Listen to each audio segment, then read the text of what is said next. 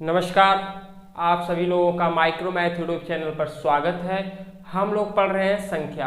अभी तक संख्या में हम लोग पढ़ चुके हैं कि परिमेय संख्या क्या होती है, और परिमेय संख्या पढ़ा है, पूर्णांक पढ़ा है, पूर्ण संख्या पढ़ा है, प्राकृतिक संख्या पढ़ा है। इसको बहुत ही अच्छे से, बहुत ही डिटेल में पढ़ा है, और इसको हम लोग अब कभी भूल भी नहीं सकते क्योंकि हमने इसे एग्जाम्पल सहित पढ़ा है। तो चलिए अब हम लोग पढ़ने वाले हैं आज अपरिमेय संख्या। अपरिमेय संख्या क्या होता है?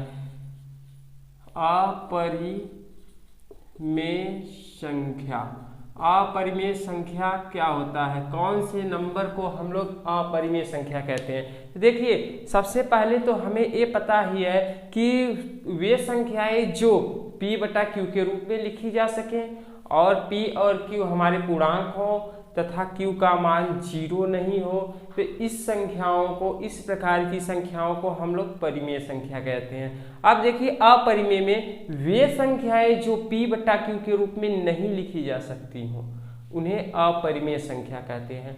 वे संख्याएं जो p बटा q के रूप में नहीं लिखी जा सकती हैं, उन्हें अपरिमेय संख्या कहते हैं। जैसे हम लोग करणी में 2 ले लेते हैं, करणी में 3 ले लेते हैं, करणी में 5 ले लेते हैं, करणी में 6 ले लेते हैं, करणी में 7, करणी में 8, करणी में 10। इसी तरीके से बहुत सारी संख्याएं हैं। और देखिए, अब आप कहेंगे कि इसे हम p बटा q के रूप में नहीं लिख सकते हैं। क्यों नहीं लिख सकते हैं? लिखते हैं। करणी में 2 बटा 1 p बटा q के रूप का हो गया, लेकिन से हमने क्या कहा था कि p बटा q के रूप में लिखिएगा तो ये वाला नंबर पूर्णांक होना चाहिए। क्या होना चाहिए? पूर्णांक। p और q क्या होने चाहिए? पूर्णांक होने चाहिए। पूर्णांक का मतलब माइनस अनंत से प्लस अनंत तक रहना चाहिए, और वो पूरी संख्या रहनी चाहिए, ना तो दशमलव में रहना चाहिए, ना ही करड़ी में। हमारी जो पूर्णांक होते हैं, जो हमारे पूर्णांक होते हैं, उसमें दशमलव और करड़ी नहीं आते हैं। इससे यह स्पष्ट होता है कि जो करणी में 2 है, इसे हम लोग p बटा q के रूप में नहीं लिख सकते हैं।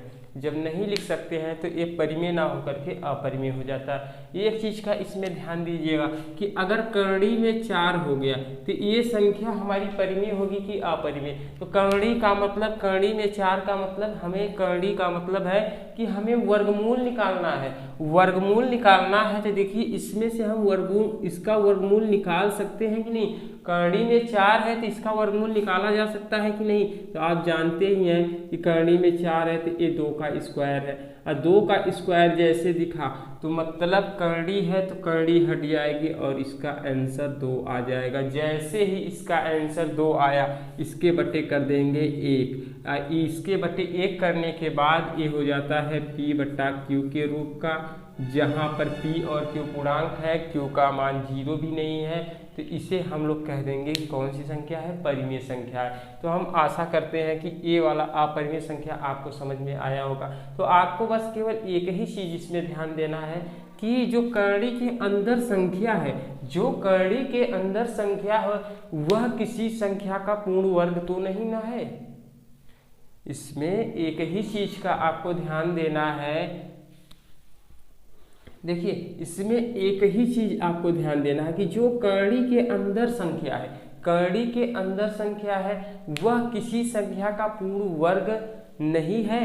अगर पूर्ण वर्ग होगा तो परिमेय हो जाएगा, और पूर्ण वर्ग नहीं होगा तो वह अपरिमेय होगा। जैसे यह किसी संख्या का पूर्ण वर्ग नहीं है, ना तो यह किसी संख्या का पूर्ण वर्ग है, ना ही यह, ना ही यह, ना तो यह, ना तो यह।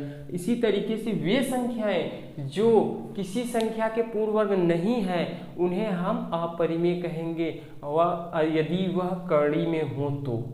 यदि वह करणी में हो तो वे संख्याएं जो किसी अन्य संख्या की या किसी संख्या की पूर्ण वर्ग संख्या ना हो, उसे हम लोग अपरिमेय कहेंगे। जैसे आप कहेंगे कि इसको भी तो अपरिमेय कह सकते हैं, ये भी किसी संख्या का पूर्ण वर्ग नहीं है। तो ये देखिए, हमने क्या बोला कि करणी में होना चाहिए। किसमें? करणी में। और एक करणी में होगा तभी ये अपरिमेय होगा, अन्यथा यह परिमेय हो जाएगा। तो हम आशा करते हैं कि परिमेय और अपरिमेय आपको पूरा समझ में आया होगा। देखिए, अभी तक हम लोगों ने क्या पढ़ा कि 0 से लेकर के अनंत तक की संख्या को हम क्या बोलते हैं? पूर्ण संख्या। कौन सी संख्या? पूर्ण संख्या। अगर वही से पहले थोड़ा सा जो सबसे पहले स्टार्ट किए थे उसको पढ़ रहे, एक से लेकर के अनंत तक की संख्या को क्या बोलते हैं? प्राकृतिक संख्या।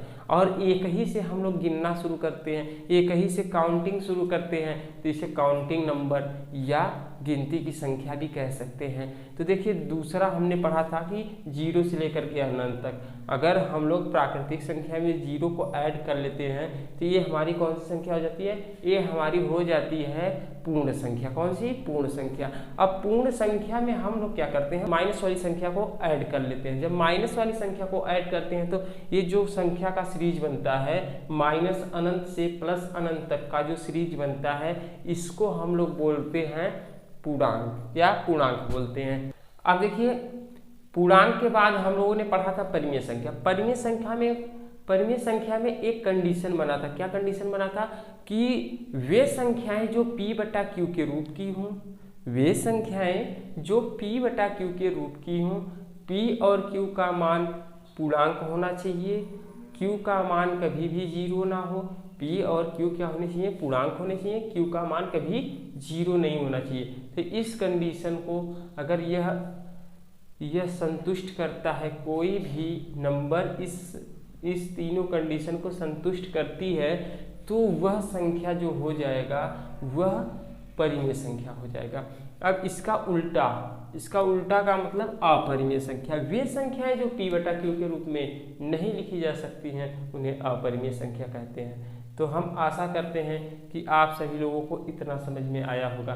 तो आप ये भी तो कह सकते हैं कि अपरिमेय संख्या में q का मान जीरो हो सकता है, q का मान जीरो हो सकता है। देखिए जब हम अपरिमेय संख्या को p/q के रूप में लिख ही नहीं सकते तो q का मान जीरो कहाँ से लेंगे? तो इसका आप ध्यान दीजिएगा, ये मत कहिएगा कि वे संख्याएं जो p/q के रूप में हो लेकिन q का मान जीरो हो तो उसे हम अपरिमेय संख्या कह देंगे। नहीं, हमारी पहली ही कंडीशन यहाँ पे फेल हो जाएगी। क्या? कि वे संख्याएं जो p/q के रूप में नहीं लिखी जा सकती। जब p/q के रूप में आप लिख ही नहीं सकते हैं तो q का मान जीरो कहाँ से लेंगे? तो q का मान यहाँ पे भी जीरो नहीं होता है, यहाँ पे हम p/q के रूप में लिख ही नहीं सकते। तो हम आशा करते हैं कि आपको परिमेय, अपरिमेय और इससे पहले की जितनी भी संख्याएं हैं सब to समझ में आई होगी। तो चलिए आगे बढ़ते हैं। अगर हम परिमेय संख्या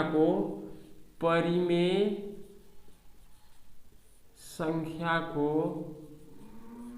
और अपरिमेय संख्या को, इन दोनों को ऐड कर लेते हैं, इन दोनों संख्याओं को मिला लेते हैं। जब दोनों संख्याओं को मिलाएंगे तो हो जाएगा हमारा वास्तविक संख्या, जिसे इंग्लिश में बोलते हैं रियल नंबर। तो देखिए अगर हम परिमेय और अपरिमेय वाली संख्याओं को मिला लेते हैं, परिमेय और अपरिमेय वाली संख्याओं को मिला लेते हैं तो इससे बनने वाले संख्या को हम बोल देते हैं वास्तविक संख्या। अब देखिए आपको वास्तविक संख्या के बारे में भी समझ में आ गया। वास्तविक संख्या में क्या होगा कि आप परिमेय संख्या को और अपरिमेय संख्या को दोनों को मिला देंगे तो ये वास्तविक संख्या हो जाएगी। क्या आप प्राकृतिक संख्या को वास्तविक संख्या कह सकते हैं कि नहीं? तो देखिए इसको समझने के लिए आपको सबसे पहले परिमेय में आना पड़ेगा। तो देखिए परिमेय संख्या जो होती है इसमें भिन्न होते हैं और पूर्णांक भी हो जाते हैं। तो पूर्णांक हमारा क्या होता है? माइनस अनंत से लेकर के प्लस अनंत तक। अब देखिए प्राकृतिक संख्या हमारा 1 से लेकर के अनंत तक होता है, 1 से लेकर के अनंत तक होता है। और पूर्णांक हमारा परिमेय के अंदर होता है, परिमेय हमारा वास्तविक संख्या के अंदर होता है। जब पूर्णांक परिमेय के अंदर है और परिमेय वास्तविक संख्या के अंदर है और पूर्णांक में हमारा प्राकृतिक संख्या भी है और पूर्णांक में हमारा पूर्ण संख्या भी है, तो हम लोग क्या कह सकते हैं कि सभी प्राकृतिक संख्या को हम वास्तविक संख्या कह सकते हैं। ठीक, इतना समझ में आया। अब इससे आगे बढ़ते हैं और इसके बाद हम लोग संख्या का विभाजन करेंगे। अब देखिए इसके आगे बढ़ते हैं वास्तविक संख्या से आगे। तो वास्तविक संख्या जो है यह संख्या हमारी क्या होती है? परिमेय और अपरिमेय को ऐड करने के बाद ही पता चलता है कि ये वास्तविक है। तो देखिए वास्तविक संख्या में हमारी अपरिमेय तथा परिमेय संख्या दोनों संख्याएं आती हैं। अब एक होती है हमारी काल्पनिक संख्या। कौन सी संख्या? काल्पनिक, इमेजिनरी नंबर। इमेजिनरी नंबर क्या होते हैं? जिसे हम लोग, काल्पनिक का मतलब कल्पना करके बनाते हैं, इमेज करके बनाते हैं। तो चलिए हम लोग क्या करते हैं, अब इसको देखते हैं, इसको समझते हैं कि ये कैसे आती है। अब हम कहेंगे आप 4 का वर्गमूल निकालिए, तो आप कहेंगे ठीक है हम 4 का वर्गमूल निकाल लेते हैं। तो 4 का वर्गमूल आप +2 लेते हैं, -2 भी ले सकते हैं। कैसे? अब कहेंगे कैसे, हम प्लस और माइनस दोनों ले रहे हैं। तो देखिए आप क्या करते हैं, जब यह 4 है तो इसको आप 2 का वर्ग लिख सकते हैं, बिल्कुल लिख सकते हैं। तो मतलब जब आप इसका वर्गमूल लेंगे, जो इसका वर्गमूल आएगा इसको हम लोग इसके वर्गमूल का वर्ग कर देंगे, तो ये वाला आ जाएगा, ये वाली संख्या आ जाएगी। तो देखते हैं, हम +2 ले लेते हैं, +2 का वर्ग करते हैं, +2 का वर्ग करेंगे तो +2 गुणे +2 कितना हो जाएगा, प्लस प्लस प्लस हो जाएगा और 2 दूनी 4, कितना आ जाएगा 4। अब देखिए वर्गमूल के अंदर जो करड़ी के अंदर संख्या थी क्या थी, 4 ही थी, वो भी प्लस में आ गया। अब -2 ले लेते हैं, जब -2 का वर्ग आप करेंगे तो क्या होगा, -2 गुणे -2, तो माइनस माइनस प्लस, 2 दूनी 4। तो आपका माइनस लेने के बाद भी +4 आ गया और प्लस लेने के बाद भी +4 आ गया। तो हम यहाँ से ये बताना चाहते हैं कि आप किसी भी संख्या का वर्गमूल निकालेंगे तो वह प्लस में भी आ सकता है, माइनस में भी आता है, प्लस में भी आता है और माइनस में भी आता है। तो प्लस माइनस दोनों लेते हैं। अब देखिए इसके बाद हम लोग क्या करते हैं कि अगर हम -4 का वर्गमूल लेते हैं, तो ये बताइए कि -4 का वर्गमूल क्या होगा। तो कुछ लोग सीधे कर देंगे कि देखिए इसका वर्गमूल -2 हो जाएगा, क्या होगा, -2 हो जाएगा। तो हम कहते हैं कि अब हमें इसकी जांच करनी है कि ये जो वर्गमूल हमारा आया है सही आया है गलत आया। तो आप कहेंगे ठीक है कर लेते हैं, इसका क्या कर लेते हैं, वर्ग कर लेते हैं। जैसे हम इसका वर्ग करेंगे तो इसको हम लोग लिखते हैं कि -2 गुणे -2 और आ गया +4, क्या आ गया +4। लेकिन से करड़ी के अंदर क्या है, -4 है। अब तो मतलब कि जो वर्गमूल हमारा आया वो गलत आया। अब यहाँ पर हम लोग इमेज करते हैं, क्या करते हैं, इमेज करते हैं, मतलब कल्पना करते हैं। अब देखिए यहाँ से आप कहेंगे तो मतलब इसका वर्गमूल निकलेगा ही नहीं। तो देखिए माइनस की संख्या का वर्गमूल नहीं निकलता है, माइनस की संख्या का वर्गमूल नहीं निकलता है। अगर हम लोग उसको निकालते हैं तो मतलब कल्पना करके निकालते हैं। और कल्पना हम लोग क्या करते हैं, अब देखिए -4 ही लिए थे, तो -4 को हम लोग लिख सकते हैं -4 गुणे 1 और इसको लिखा जा सकता है 4 गुणे -1। अब आप इसको देखेंगे तो ये +4 हो गया, +4 का वर्गमूल निकलेगा कि नहीं निकलेगा, क्या निकलेगा, +-2, इधर बच जाएगा √-1। जब √-1 बचा तो -1 को √-1 को हम लोग क्या कहते हैं, आई का नाम देते हैं, क्या देते हैं, आई का नाम, जिसे आयोटा बोलते हैं। कहीं पर अगर आई लिखा है तो इसको आप लिख सकते हैं √-1। इसको ध्यान दीजिएगा, जब आप क्लास 11th में जाएंगे तो इसका बहुत सारा यूज मिलेगा, इस पे बहुत सारे क्वेश्चन मिलेंगे। अभी तो मान लेते हैं कि इसको आपको थोड़ा बहुत समझाना है और इस संख्या के बारे में जानकारी देना है कि काल्पनिक संख्या किसको बोलते हैं। अगर किसी संख्या